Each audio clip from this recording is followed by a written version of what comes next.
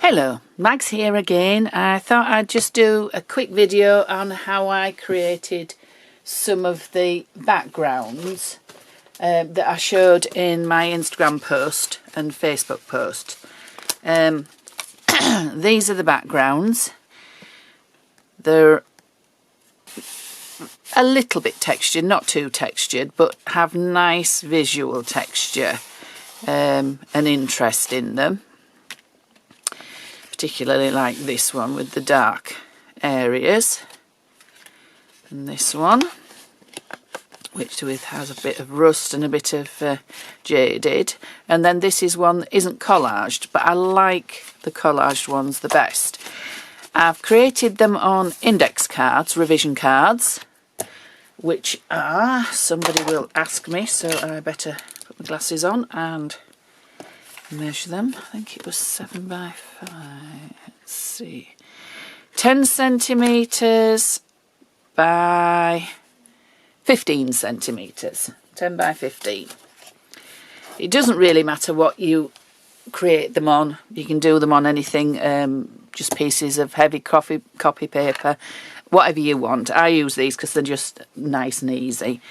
Once I've done the backgrounds, I then copy them on my printer and print them out, and I enlarge them so they're quite a lot bigger, and it makes an A4 sheet with a nice lot of interest.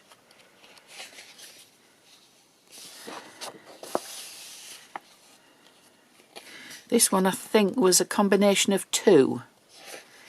I printed one onto the paper, changed the indexed card that was in the scanner and printed another one on the top. This is my favourite. This is the dark one because you can see the lettering through it and some nice areas of puddled colour. Oh, that might be the combined one where I've got 2 on 1. That's nice and intense. And this is the pale one. So if I just get the pale, let me find the pale one. So that's the A4 version and this is the original. Hopefully you can see those side by side. So you get some nice interest in the sheets when you copy them, and then you can collage on the top. You can use them as a background, anything you want.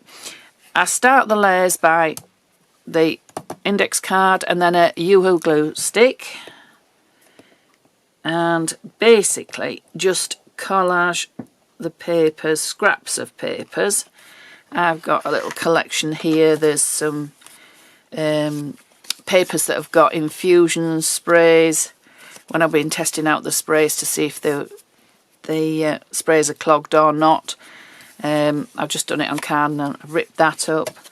Some squared paper, book pages of different kinds, a gel print, leftover bits of a gel print, some scrapbooking paper, and a little bit of floral paper I thought I'd try for a change. So there's an absolute mixture in. And so basically I just collage them all over the index card. I don't think about it too much. It's just ripping and sticking. If there's a straight edge, I tend to stick the straight edge to the straight edge. Make sure we're in shot. But apart from that, we're just ripping and sticking. So I'll go straight edge there.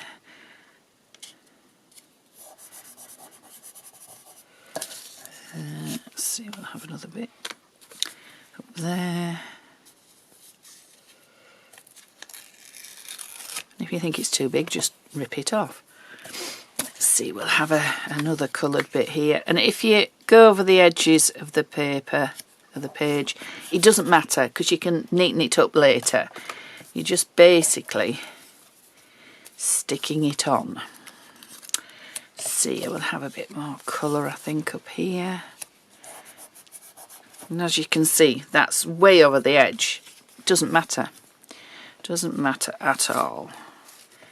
I tend to do either linear or sort of block patterns with the papers because I like that.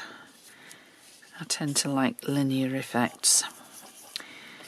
And I'm just flipping it round, adding bits on, and it doesn't matter if I go with sort of a piece over a piece. It doesn't matter, because that's what gives it dimension and a bit of texture.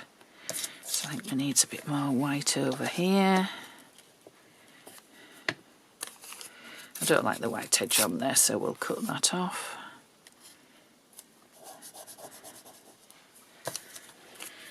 We'll have a bit of this. This is another text piece. Well, maybe not.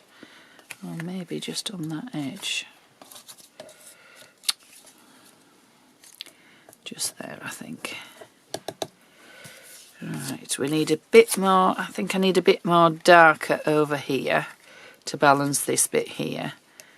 So we'll just go on this corner here. I'm hoping I'm keeping this in shot when I'm sort of pulling it about. And if there's any bits that you don't think are stuck, just put a bit of glue on and stick them down. Turn it round again, let's see. A bit more of that there. A little bit of this colour over this area. And the little bits that you've torn off, you can patch into places like that. I've got this nice bit, I quite like this. Yeah, I think we'll go over there. This is the torn edge of a spiral bound book page. So I think I'm going to try something for the first time on here. I'm going to put this, it's a cardboard stencil out of a book, out of a cheap book, stencil book. And I just think it will add some nice texture. And it'll balance that bit over there. Let's see, what else have we got? I like this squared paper, so we'll use a little bit of that fragment up there. Little fragments are good for using up. I'd thought about using some of this, but I'm not sure, but maybe just a little bit. Just in the centre there.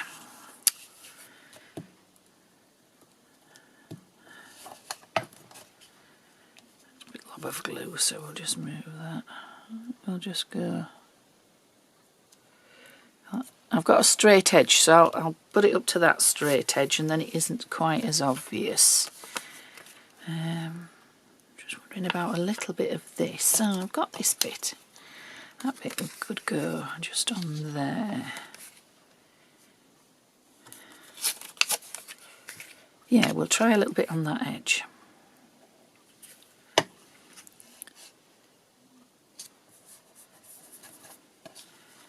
I just think I just need a little bit over here to balance it.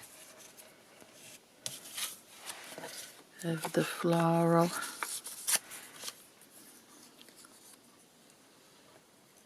See, I'm nearly covered up this squared paper, but that's fine, it doesn't really matter. I'll just put a little bit somewhere over here. Don't want a straight edge. Yeah, just for the colour to go. Good idea if I've got glue.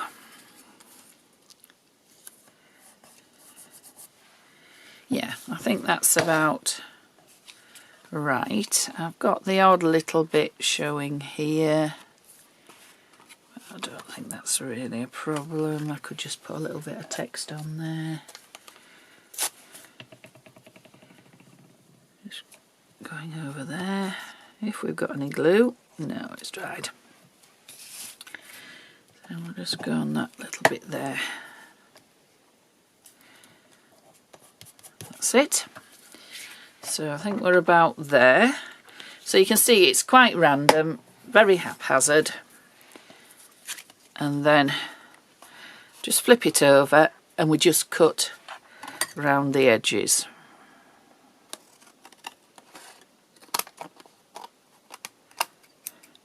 Now what I do like to do when I've done this, if I get any little tiny bits or even medium bits, I can add those in if I think I need them, so nothing's wasted.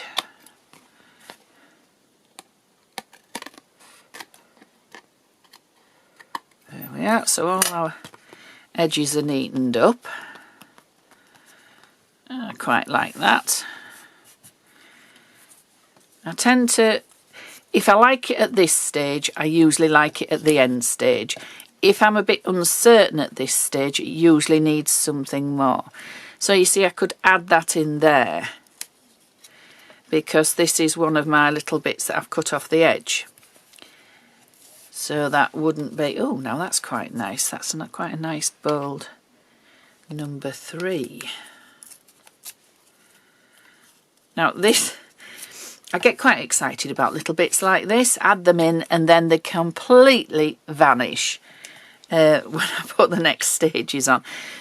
But I quite like, I have to like each stage before I can move on, if that makes any sense. No, I don't like that there because it's got a straight edge, so it'll have to go on there. Yeah, that's better. And then across here we'll just add our other bit in that we've cut off the edge, so we can just add that in there. I think that's glued down. You'll find you'll get the odd bit that isn't glued down, and when we do the next stage it'll just catch it, but it's not a problem. It's an imperfect science, is this. So there we are, I just need to do that corner down. So we've got a bit of cohesion, as in colourway and letters and numbers. I need a little bit of glue there and a little bit of glue here. I'm trying to make this quite a quick video, but they always start out with the intention of being quick videos and then they never end up that way.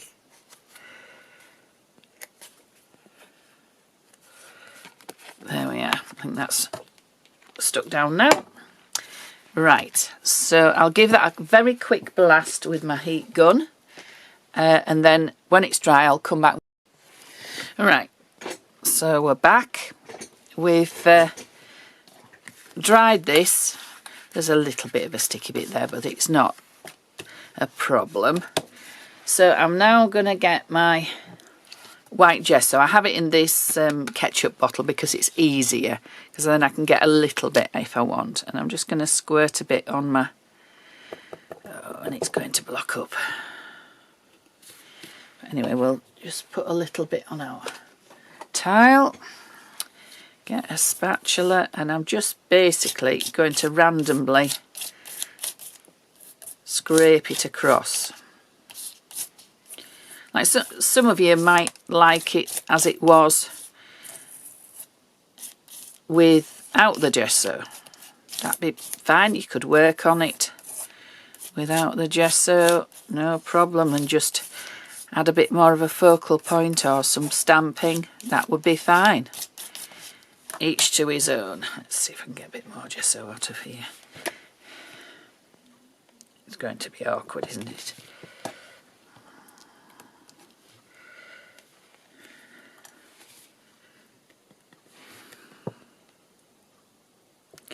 Every so often it just decides to clog up. But I don't need a real lot.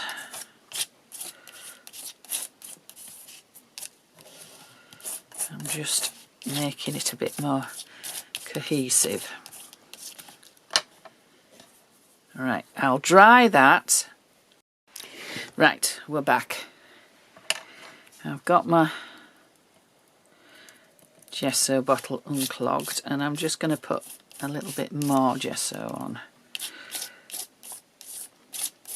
The gesso acts as a resist to the sprays and the paints and whatever else you put on it, so you get different effects. If you just put the sprays on without the gesso, it would look different. I like this stage. Yeah, I think that's about, I'm happy with that now. There's no definite focal point or anything. I'm going to leave that gesso there because I might need it. I'll just give it a quick blast.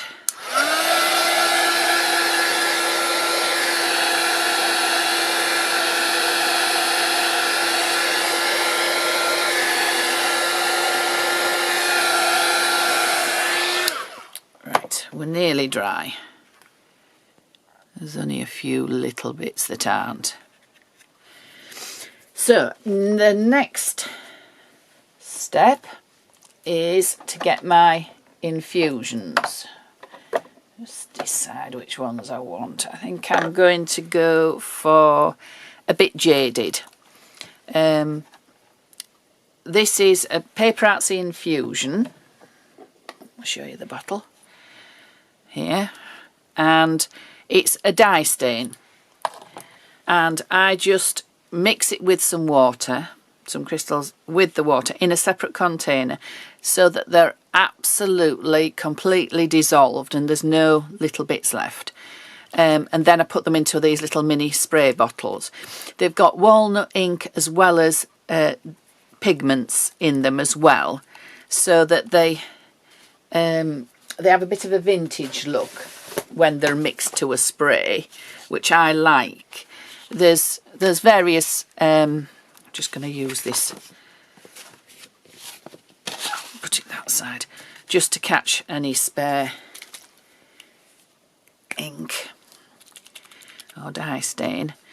So they have a vintage look. There's various PaperArtsy videos showing how to sort of stop them reacting, stop the walnut ink reacting and getting a more vibrant look. Or you can let them develop and let the walnut ink crystals, which dissolve slowly, a lot slower than the pigment ones, if you let them develop, you get more of a vintage look. Because these are both combined in the spray, you get the vintage look more. So I'm just gonna give it a quick blast. So that's a bit jaded. And then I think I'm going to give it a little bit of a blast of just walnut. That's another PaperArtsy infusion. I'm just going to, I've only just mixed this one in here, so I'll have to get it started. That's it. And I'm just going to give it a little bit here and there with the just walnuts, so it's got a little bit of the brown as well to pick up the craft. Now I'm going to leave that to dry. If I start to dry it with my heat gun, it will move about a bit too much, I think. So I'm going to leave it to dry. Might encourage it a little bit, and then we'll come back and put another layer of gesso and then another lot of the ink, of the dye stain. So then we'll see what it goes to then. Right, so we're back. It's just about dry. There's the odd little bit that isn't. Now it looks quite interesting at this stage, and you could leave it at this stage if you wanted. You can stop at any stage you want. I've just noticed I need a little bit trimming off there. That's it. You can stop at any stage. If you're happy and you want to work on it like that, that's fine. For a fairly interesting but nondescript background, I take it a sort of a little bit further. So I'm picking up some of my gesso again, and this time I'm doing it with one of these little mini PaperArtsy brayers, and I'm going to go over it a lot more. It looks very drastic, and it is quite drastic, but don't worry, because the infusions will come through. They'll come through the gesso, and you'll get different depths of colour and highlights the texture and things like that. So I'm just going to spread it about. I might just get a little paintbrush. This, oh dear, 2 paintbrushes even. This letter K, the stencil, it's the first time I've used one of those, and it's quite deep. So it hadn't got any gesso in the centre. So it looked a little bit brushed just to me. So I'm just picking up a little bit of the gesso on my paintbrush, and I'm just adding it in. So it's got some interest. Now, thinking about it, hindsight's a wonderful thing, I would have put the letter K the other way around, because when I print it onto an A4 sheet, the K will be on the side. I don't mind, I can use it that way. It'll be fine when I've copied it. So I'm just gonna, I think that's about where I want it to be. I just want a little bit more. That's it. I want some areas that are darker. This is quite nice where we've got the holes from the ring bound page there, and I like the letter K. So I think we're nearly there. What I might do is one last blast with the walnut ink, which is now going to play up.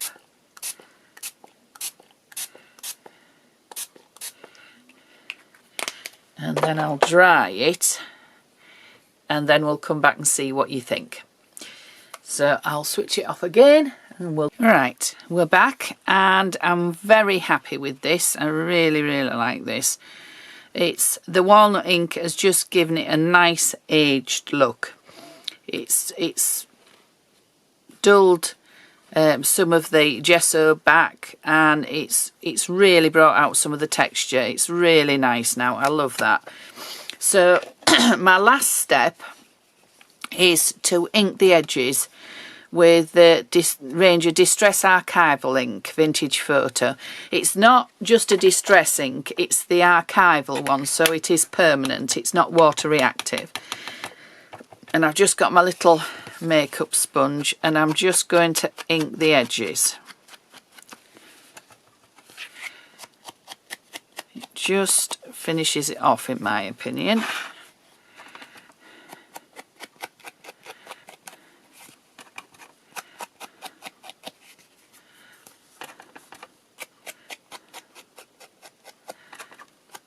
I tend to go on the corners quite a bit, sort of for a vignette look.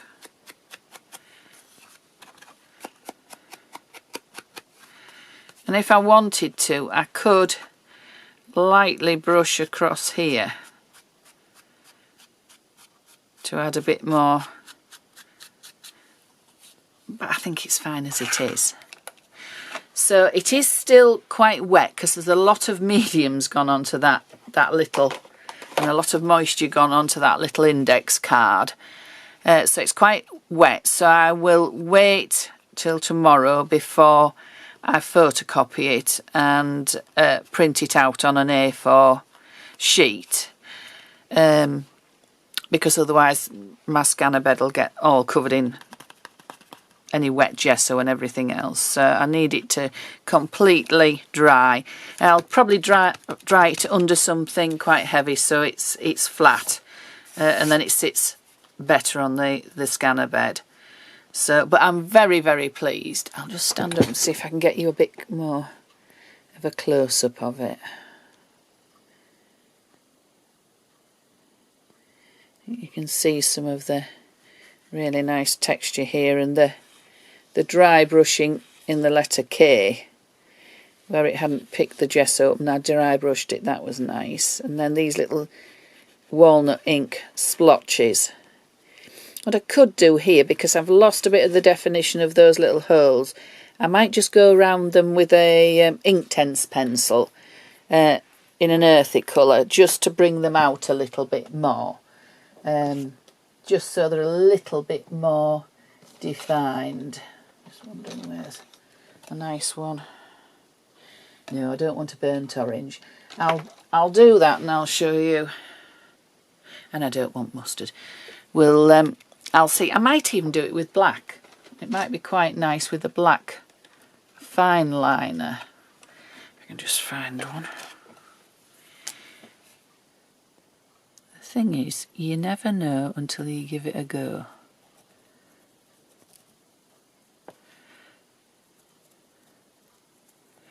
Really shouldn't do this to my pens when it's still wet. Yeah, I think I quite like that.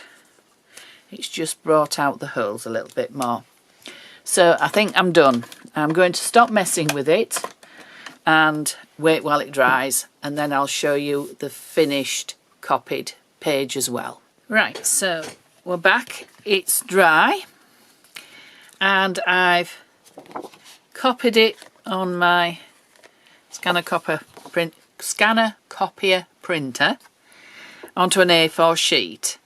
It did have a border around it, but I always cut the border off because I don't like it. I like to look at it like this without any distracting white border. I've learned something. I always learn something every time I try something new. This, because I've copied it on my scanner, well, I haven't scanned it, I've just copied it.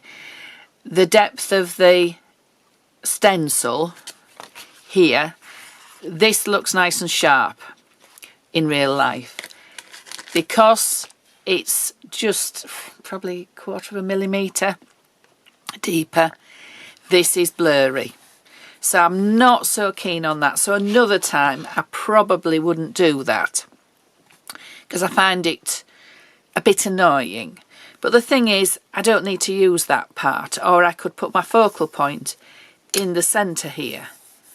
A picture would fit nicely there. Just wondering if I've got one to give you an example. Let's have a look. Yes, one of these would do.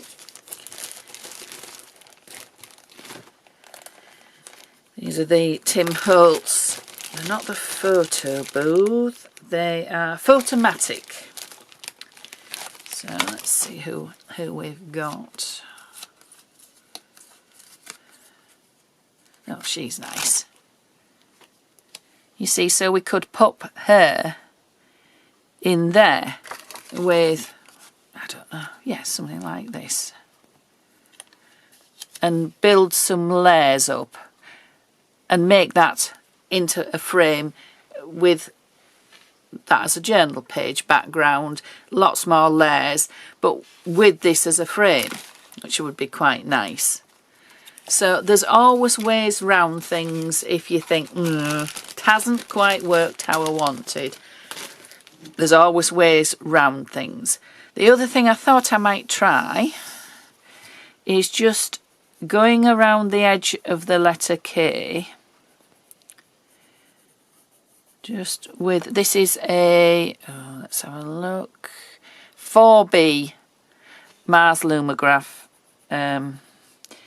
pencil, and I'm just going to try it round part of this, just going round the edge of the letter with quite a scribbly but bold line, quite wide line. And then I'm just going to get this is just a cotton bud, and just smudge it out and see if that gives us a better effect. Maybe could do with a softer pencil.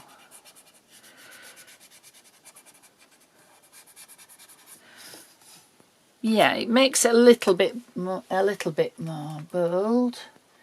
Just wondering if I've got my really soft pencil somewhere. I've got an 8B somewhere when I can find it. 5B, no, where's the 8B gone?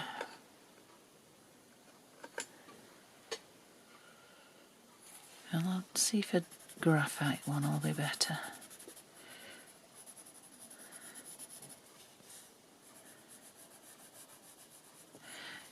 Just try that and see if that's any better. It's probably a little bit better being a graphite. Yeah, that's smudging out a bit better. And it just detracts from the fact that that's blurred. What I could also do as well is just vaguely go around the edge of my frame where the stencil was. Not sort of precisely, just a little scribbly line going around all the textured bits. I hope this is in shot. And then again smudge it out so it gives a little bit of a frame to it.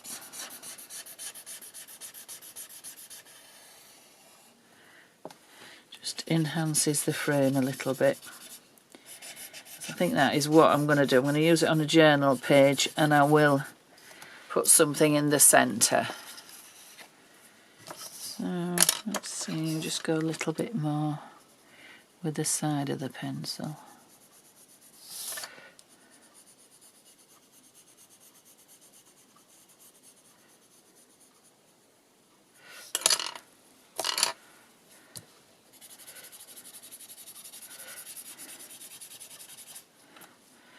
Yeah, I think that's fine.